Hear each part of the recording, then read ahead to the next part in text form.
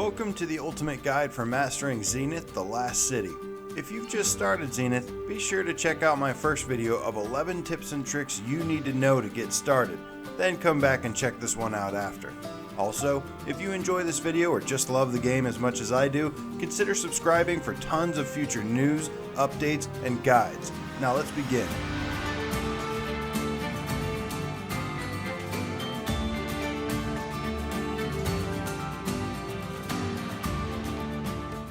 In my first video, I mentioned changing the settings to sensitive gliding, in which some of you mentioned you like strafing, and I think that one is fine as well.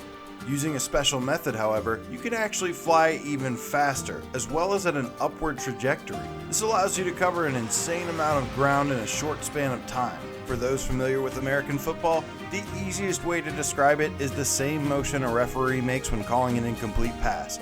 For everyone else, here's a visual representation.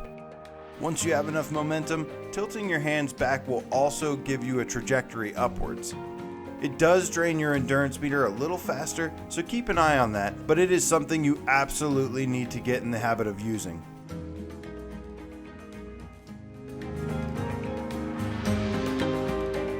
If you decide to go hunting for tears for the Shrine to Amara quest to permanently increase your endurance, go into your options and turn the music volume all the way down, and make sure your sound effects are all the way up. Whenever a tear is nearby, you'll be able to hear a little jingle as you get closer and closer to it.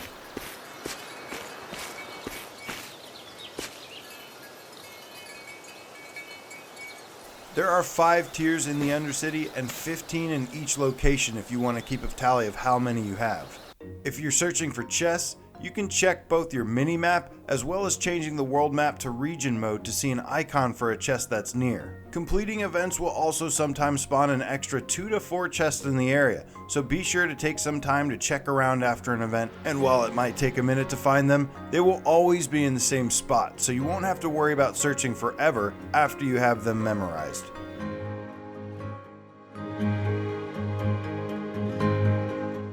Several events can be chained together, meaning that when you complete one, another can spawn in the same area, and it can spawn a series of them. This is a great way to farm for XP and crafting materials, and in some cases is required to spawn the bosses needed for certain quests, such as the Demon Dog in Sporewood and Banebreaker in Skysong Summit. This also includes the invasion events found in Galleon Valley as well as Ruler's Reach that give you the Mark of Obsidian materials. If you're outnumbered for defend missions, focus on tagging enemies and pulling them away from defend points rather than trying to defeat them all. The objective is to run out the clock, so you don't need to waste your energy. If you have enough manpower though, go for the extra XP.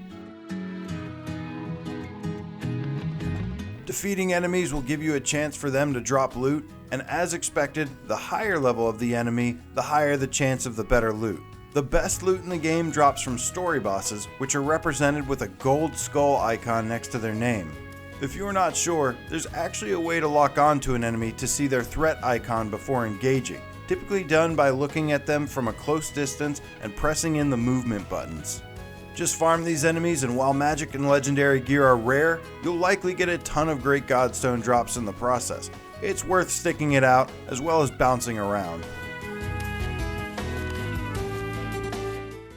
In my previous video, I mentioned there are enhancement stations that you can use to upgrade your weapons and armor. But here's the thing, only use them for gear you intend on keeping for a long while, or permanently. Otherwise, you'll waste tons of enhancement dust that you'll be needing for your best equipment. Basic and super enhancement dust are fairly easy to obtain, which are used to level up the primary stats of the equipment up to level 8. However, the mega enhancement dust is much harder to find.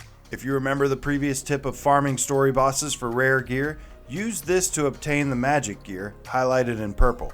Being that purple gear is extremely rare, before you break it down into dust, enhance it using basic and super dust to level 8, giving you around 100 per item when you dust it. This can also be used on greens and blues if you have enough.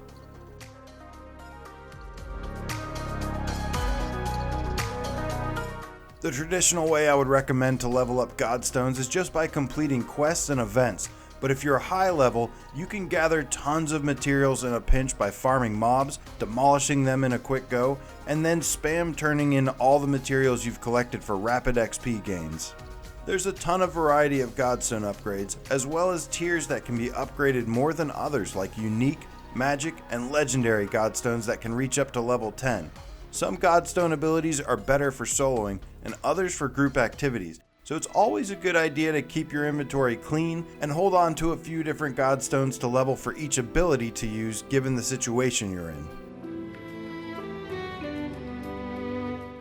At any time, you can change your subclass by going into your Godstones and selecting a new one, with a 60-second period in between being able to do it again. When this happens, you'll become level 1 and any high level gear will be removed and placed into your inventory. When you do this, however, your subclass will gain double XP to catch up with your main, and some subclasses share the same Godstones. You can use this method to rapidly level up either your alt class or those shared Godstones and add upgrades to them. You can eat ingredients as well as recipes for gaining buffs, and this is something that cooking gives you a major advantage in. Consuming items is also able to be stacked, which can increase the duration of the buff up to an hour. You can consume or stack one food, one drink, and one ingredient buff all at once. This is something that's going to be pretty essential when facing really tough battles in the future. There's a rare blue mushroom that can increase your attack by 25% when consumed, but only lasts for a short duration. These can be found pretty easily in Tangled Cove by searching up top of the structures as well as some of the logs, and is an extremely useful item for when the final boss is staggered. Speaking of the boss, the strategy I've had the most success with is to have one mage tank pull him, while another mage tank pull turrets away from the downed allies and towards DPS so that they can take them out.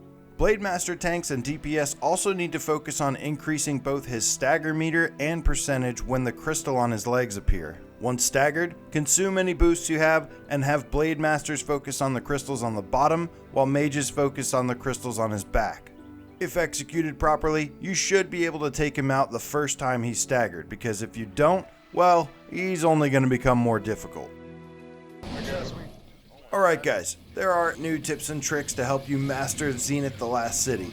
I've been absolutely obsessed with this game, and really excited to see the final polish and tweaks, as well as get new content additions in the future. So be sure to subscribe to stay up to date with everything Zenith. Thanks for watching, I hope you found it useful, and I'll see you on the next one. Oh, yeah. Rain fire!